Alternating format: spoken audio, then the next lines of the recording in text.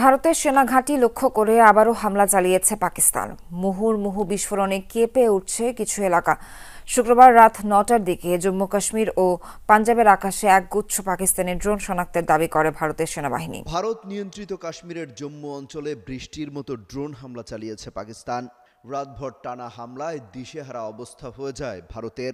Blackout করে দেওয়া হয় একের পর এক শহর। রাত ৯টার ঠিক আগ মুহূর্তে আবার সেই আতঙ্কই ফুটে উঠল ভারত শাসিত জম্মু কাশ্মীরে। আবারও ভয়ঙ্কর ড্রোন হামলা চালিয়েছে পাকিস্তান এবার ১০০টির উপরে আঘাত এনেছে ভারতে এই আঘাত দেখে প্রতিঘাত না করে তারা একের পর এক পালাচ্ছে। সেনা সদস্যের মধ্যে অনেকে চাকরি ছেড়ে দিয়েছে। বিস্তারিত শুনলে আপনিও রীতিমতো অবাক হবেন। কি হতে যাচ্ছে ভারত এবং পাকিস্তান যুদ্ধকে কেন্দ্র করে না টেনে চরম মিস করবেন, তাই শেষ পর্যন্ত দেখতে থাকুন। ভারতের সেনা ঘাঁটি লক্ষ্য করে আবারও হামলা চালিয়েছে পাকিস্তান। মুহুর্মুহু বিস্ফোরণে কেঁপে উঠছে কিছু এলাকা। শুক্রবার রাত ৯টার দিকে জম্মু কাশ্মীর ও পাঞ্জাবের আকাশে একগুচ্ছ পাকিস্তানি ড্রোন শনাক্তের দাবি করে ভারতের সেনাবাহিনী। দাবি করা হয়েছে, পাকিস্তানের এসব ড্রোন প্রতিহতের চেষ্টা জারি রয়েছে। ভারতীয় গণমাধ্যম বলছে, জম্মু কাশ্মীরের সাম্বা, জম্মু শহর ও পাঞ্জাবের ফিরোজপুরে একাধিক বিস্ফোরণের শব্দ শোনা গেছে। সাথে সাথে ব্ল্যাকআউটের কবলে কয়েকটি শহর, বেজে ওঠে সতর্কতামূলক সাইরেন। এ বিষয়ে সামাজিক যোগাযোগ মাধ্যম এক্সে পোস্ট দিয়েছেন জম্মু কাশ্মীরের মুখ্যমন্ত্রী ওমর আবদুল্লাহ। তিনি ব্যাপক গোলাগুলির শব্দ পাচ্ছেন বলে উল্লেখ করেছেন পোস্টে। ভারত নিয়ন্ত্রিত কাশ্মীরের জম্মু অঞ্চলে বৃষ্টির মতো ড্রোন হামলা চালিয়েছে পাকিস্তান। রাতভর টানা হামলায় দিশেহারা অবস্থা হয়ে যায় ভারতের। ব্ল্যাকআউট করে দেওয়া হয় একের পর এক শহর। আতঙ্কে বাড়িঘর ছেড়ে নিরাপদ আশ্রয় নেন অনেকে। ভারতীয় গণমাধ্যমের দাবি, আখনুর, সাম্বা, কাঠুয়া এবং আরও কয়েকটি স্থানে ডজনকে ডজন ড্রোন হামলা চালিয়েছে পাকিস্তান।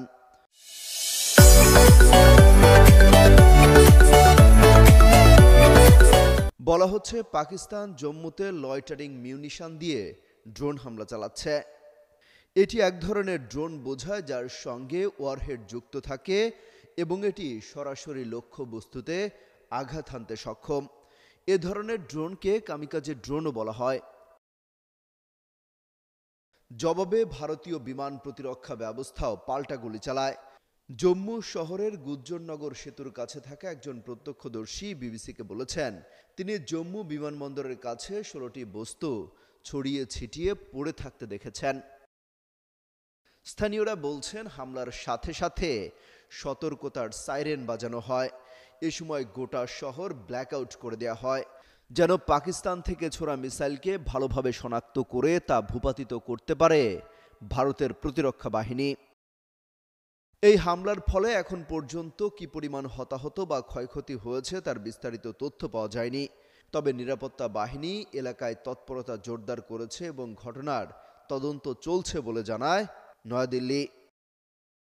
ভারতীয় সেনাবাহিনী বলছে, জম্মুতে প্রতিরক্ষা ব্যবস্থা সক্রিয় করা হয়েছে। S-400 দিয়ে প্রতিহত করা হয়েছে পাকিস্তানের সবগুলো ড্রোন এবং মিসাইলকে। কিন্তু ভারতে আসলে কতটা ক্ষয়ক্ষতি হয়েছে কিংবা কোনো হতাহত আছে কিনা তা এখনো জানা যায়নি। বিশ্লেষকরা শঙ্কা করছেন, হামলা পাল্টা হামলার জেরে পরিস্থিতি আরও উত্তপ্ত হয়ে উঠতে পারে। এখন অঘোষিত যুদ্ধ হলেও যে কোনো সময় সর্বাত্মক যুদ্ধে জড়িয়ে পড়তে পারে চিরবৈরী দুই দেশ। অমিত হাসান রবিন, যুগান্তর নিউজ।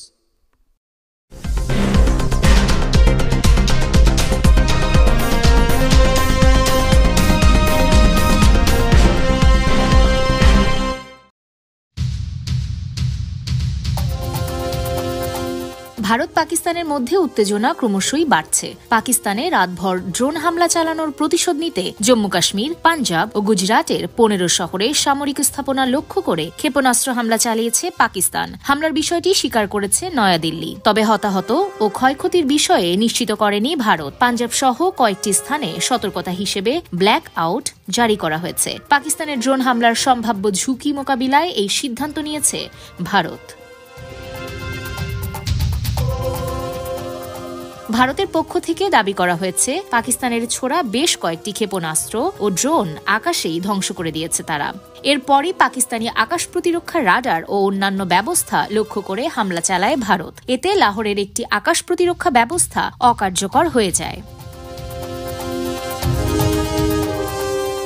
ভারতের সামরিক বাহিনী এক বিবৃতিতে বলেছে, পাকিস্তানের ক্ষেপণাস্ত্র ঠেকাতে শ্রীনগর, পাঠানকোট, অমৃতসর, লুধিয়ানা সহ একাধিক শহরে আকাশ প্রতিরক্ষা ব্যবস্থা সক্রিয় করা হয়েছে। রাশিয়ার তৈরি S-400 মিসাইল ডিফেন্স সিস্টেম দিয়ে এসব হামলা প্রতিহত করা হয়েছে।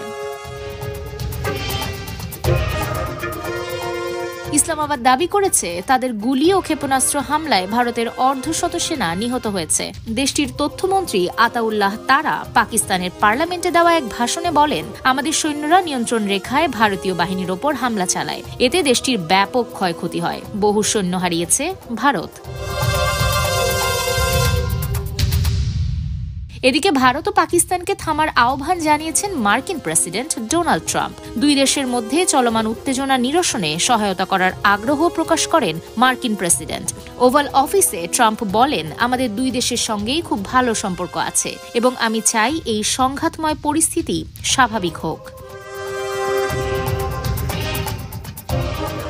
সামাজিক মাধ্যম এক্সে দেওয়া এক পোস্টে মালালা লেখেন, আমরা একে অপরের শত্রু নই। ঘৃণা ও সহিংসতা আমাদের সাধারণ শত্রু। সীমান্তে পাল্টাপাল্টি হামলায় উভয় দেশে প্রিয়জন হারানো বেসামরিক মানুষদের প্রতি সহানুভূতি জানিয়ে মালালা আরও লেখেন, এই বিপজ্জনক সময়ে তিনি পাকিস্তানে তার বন্ধু-বান্ধব, পরিবার এবং তার সঙ্গে কাজ করা সব সমর্থক, শিক্ষাবিদ ও মেয়েদের কথা ভাবছেন।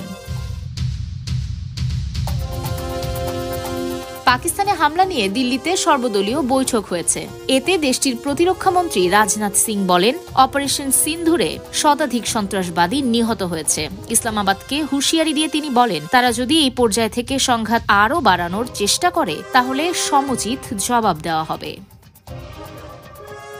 দর্শক ইতিমধ্যে অবগত আছেন, যেভাবে একের পর এক হামলা এবং হামলার প্রতিঘাত এবং পাল্টা জবাব দিচ্ছে পাকিস্তান, সেরকমভাবে যদি আমরা লক্ষ্য করি, পারমাণবিক বোমা যদি বাংলাদেশে এবং চীন এবং রাশিয়া এবং বর্তমানে সরকারের সাথে ভালো সম্পর্ক রয়েছে ডোনাল্ড ট্রাম্প, তারা মিলে যদি কিছু সিদ্ধান্ত করে তাহলে সেটা সঠিক হবে।